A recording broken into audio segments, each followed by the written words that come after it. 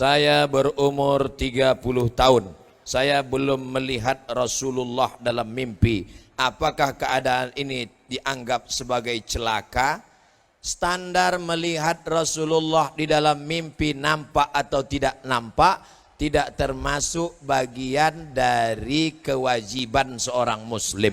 Melihat Rasulullah dalam mimpi adalah hadiah dari Allah Subhanahu wa taala. Sahihkah hadisnya? Hadis sahih. Man ra'ani fil manami faqad ra'ani li anna syaitana la yatamassalu bi. Siapa yang melihat aku dalam mimpinya, kata Rasulullah, maka sungguh dia melihat aku, karena setan tidak bisa menyerupai aku. Tapi orang yang melihat Rasulullah itu melihat karena ilmu, bukan melihat karena ngawur. Ustaz, tadi malam saya mimpi jumpa Rasulullah. Gimana bentuknya? Jenggotnya putih, rambutnya putih, kumisnya putih. Itu bukan Rasulullah, itu drunken master. Karena Rasulullah itu dalam kitab Asy-Syama'il Al-Muhammadiyah, jenggot dan rambutnya putih tak sampai 20 helai. Jadi orangnya berilmu dulu.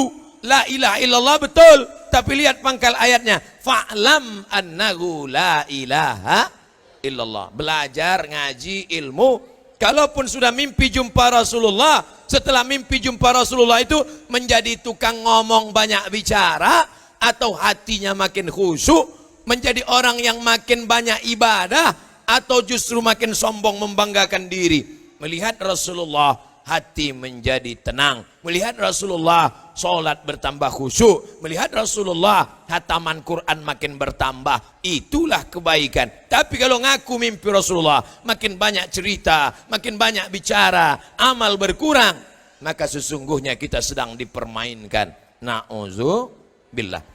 Amalan apa yang paling disukai Allah? Ditanyakan oleh Abdullah bin Mas'ud, ayul a'mal ahabbu ilallah? As-salatu ala waktiha, salat pada waktunya. Qultu summa ayyun, apalagi? Birrul walidain, berbakti kepada orang tua. Qultu summa ayyun, apalagi?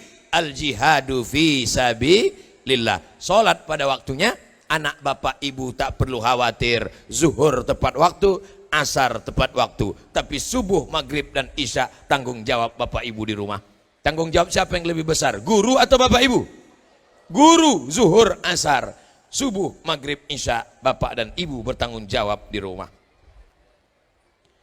Amalan apa yang bisa membuat kita mati husnul khatimah?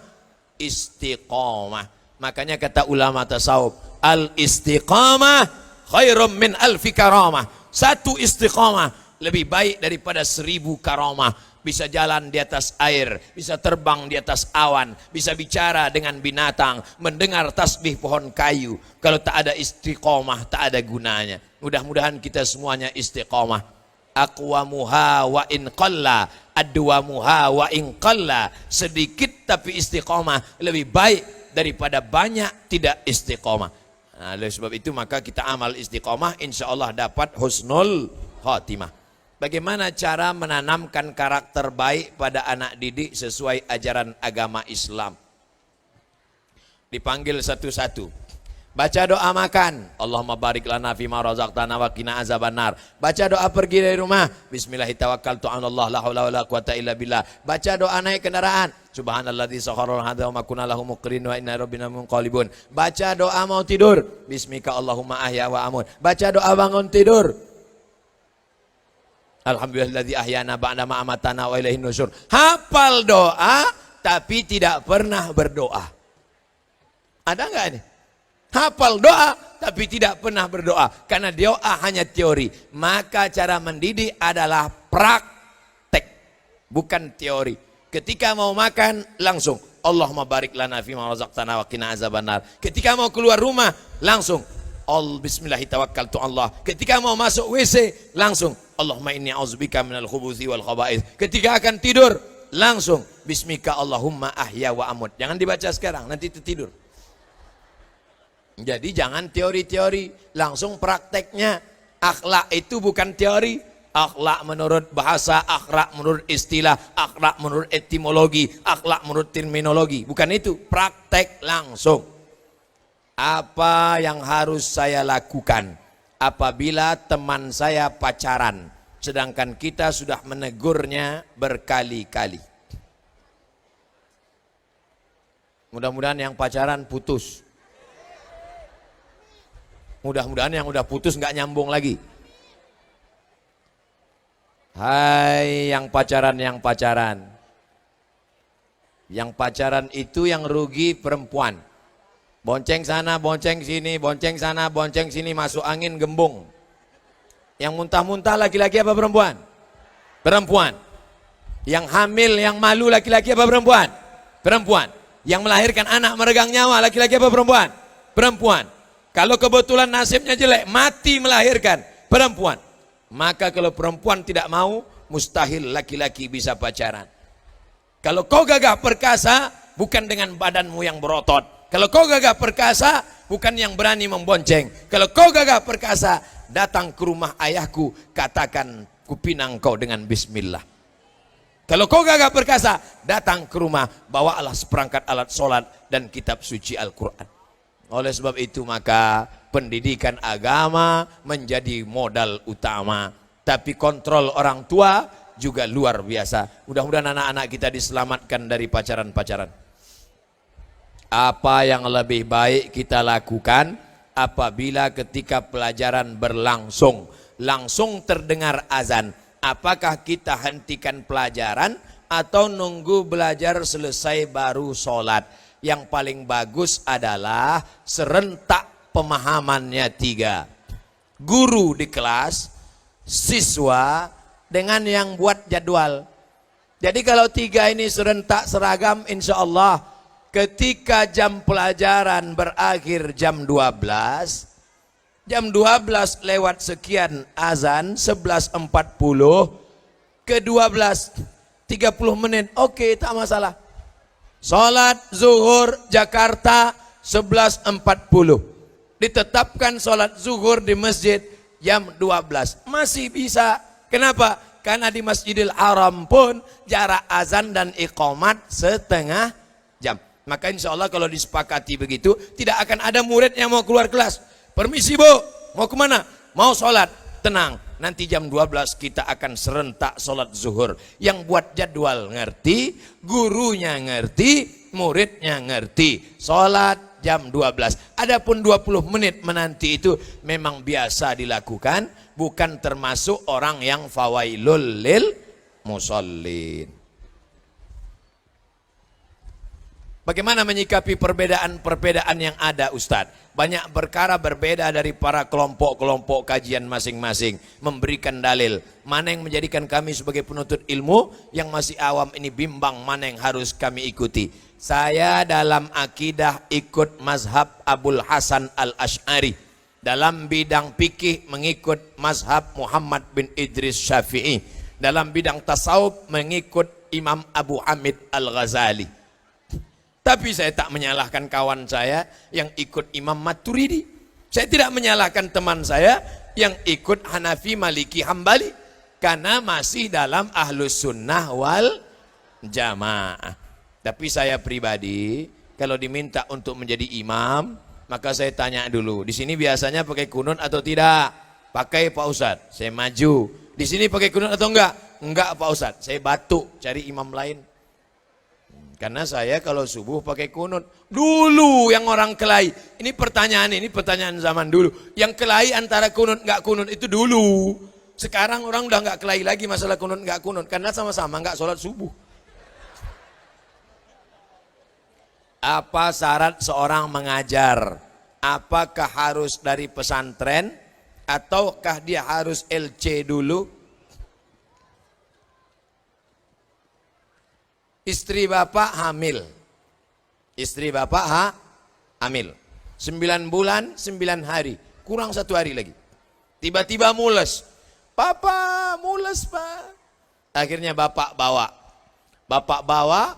Saking mau cepatnya belum sampai rumah sakit. Ada tertulis. Dokter. Langsung bapak mampir ketuk pintu. Dokter. Dokter. Tolong bantu. Istri mau melahirkan. Lalu dokter buka pintu. Mohon maaf pak. Saya memang dokter, tolong istri saya.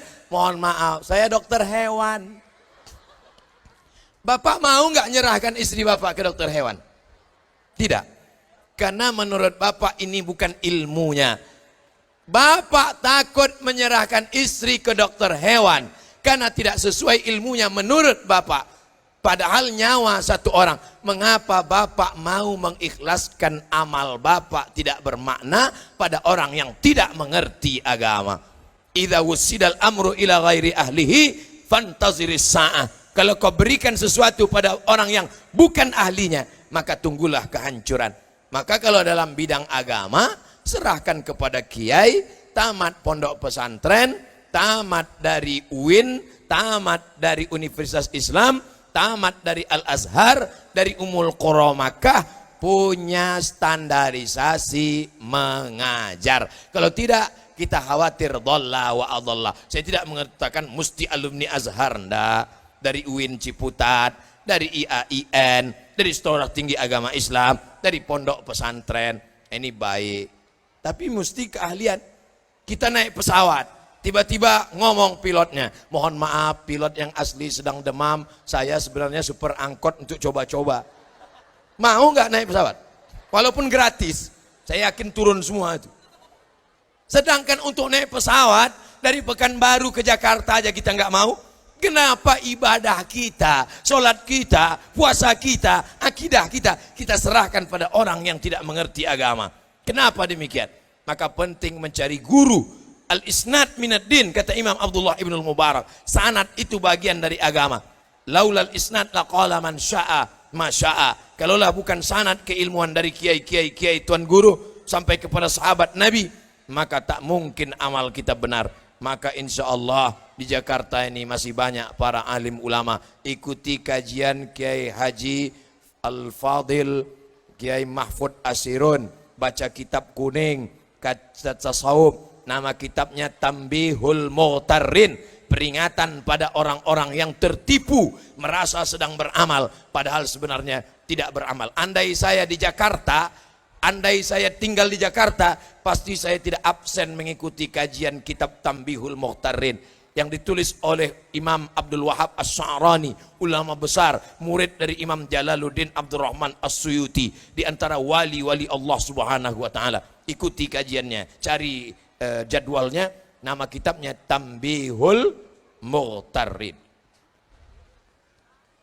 Itulah beberapa pertanyaan, mudah-mudahan kajian kita siang ini menyebabkan turunnya rahmat dan barakah pada keluarga besar Al-Makkah insyaallah. Ala hadhihi niyah wa kulli niyatin salihah. Al-Fatihah. A'udzubillahi minasyaitonir rajim. Bismillahirrahmanirrahim. Alhamdulillahi rabbil alamin. Arrahmanir rahim. Maliki yaumiddin. Iyyaka na'budu wa iyyaka nasta'in. Ihdinas siratal mustaqim. Siratal ladzina an'amta 'alaihim ghairil maghdubi 'alaihim waladdallin. Amin. Puncak dari pengajian adalah doa, karena majelis kita ini diaminkan oleh para malaikat. Aminkan doa Kiai Sahibul Fadilah Kiai Haji Mahfud Asirun. Aminkan, khusyuk, mudah-mudahan Allah mengabulkan doa kita. Terima kasih. Assalamualaikum warahmatullahi wabarakatuh.